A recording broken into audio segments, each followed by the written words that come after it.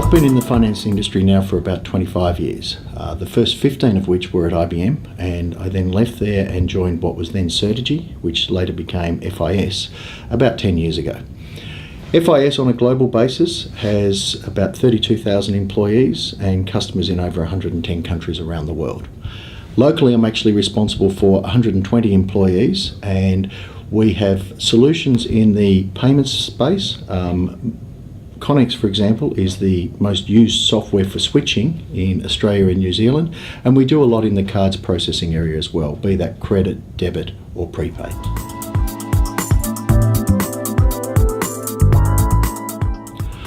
I think this will have a very major impact. It will actually both enable and encourage innovation from market participants.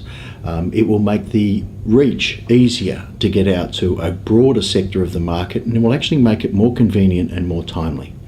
I think that it will also enable customers to receive more detailed information that may be of more use and of more value to them than some of the limited information they get in this space at the moment.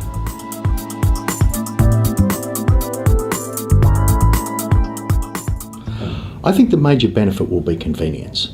We live in an immediate world where people want things here and now, and they want to have timely and accurate information, and I think this will provide it.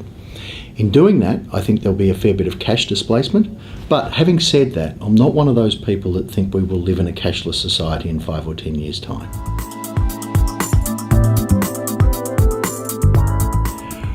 One of the major identified risks is the settlement lag.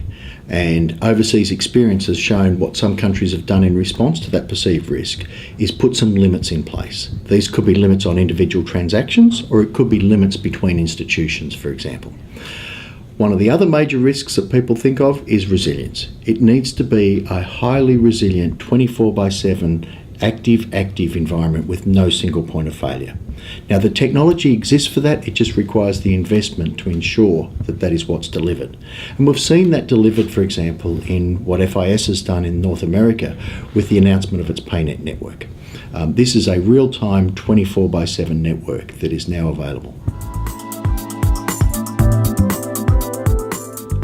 The payment landscape varies significantly between country to country.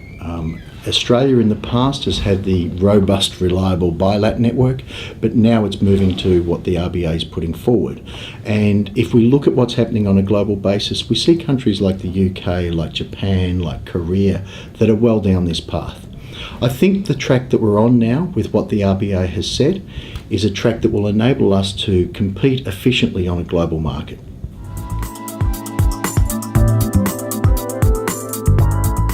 Well, it's a great opportunity to meet a whole range of people and hear what's on their mind, to hear what their priorities are, what their issues are, and what some of their strategic plans are.